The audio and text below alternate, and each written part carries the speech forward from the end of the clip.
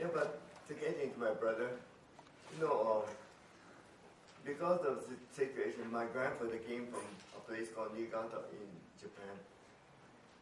But he left his mother there, and when he came to Hawaii, well, after a while, when we were growing up, there was a time when she needed help, and generally it was by custom, the eldest is responsible for his grandmother, yeah. But my dad had 5 children by then, and so in his place, my grandfather decided that my brother, who had just graduated from first grade, he was a first grader, just 7 years old, and he went in my father's place to go to Japan to care for the, it would be our grandmother, right? But of course, he's just a 7th grader, first grader, so it wouldn't be possible for him to care for his grandmother. So our uncle, who was single, was also sent to Japan together. But you see, my brother went to Japan as a symbolic, person to represent my dad to care for my grandmother. You be my grandmother, right? No, great grandmother. Well, when the war broke out, he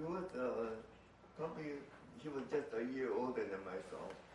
I was 13 when the war broke out, and he would have been 14 at the time. But somehow he decided, when he was age 15, Japan was on the losing end of the war, and they were recruiting very young students for the military at that time. So at age 15, he volunteered for service, and in the Navy. And at that, he was assigned to the kamikaze group, the suicide mission group. And of course, at age 17, he passed away in the Battle of Taiwan. But see, I had high hopes for being together with my brother again, because he's just a year older than me. So I said, he won't be directly involved in a war, because he's still such a young person. And I had high hopes for getting together with him. But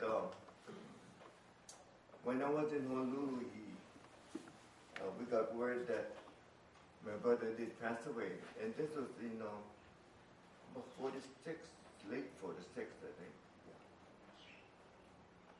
The war ended in 45, but we didn't get word that he passed on until 46. But then, I'm writing all about this in my book, but at 15, he volunteered at age 15.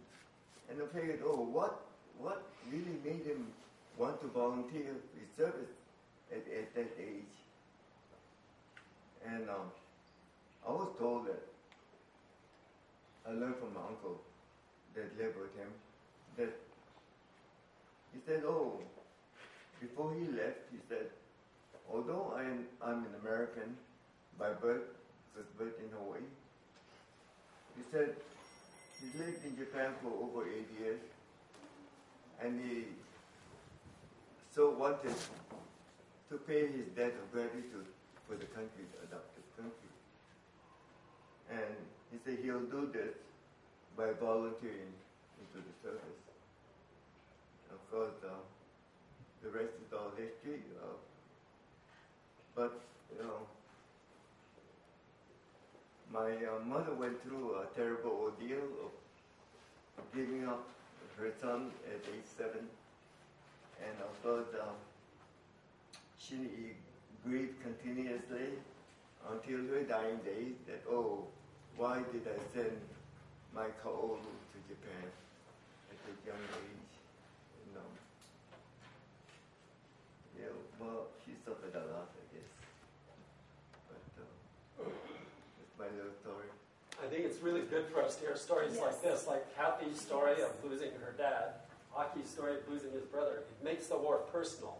Yes. Otherwise, you can see, pictures and statistics and things like that, but until it becomes really a personal story, do you realize the real tragedy of it all. So it's good But physics to work I on highly these. recommend that you see Letters from Iwo Jima.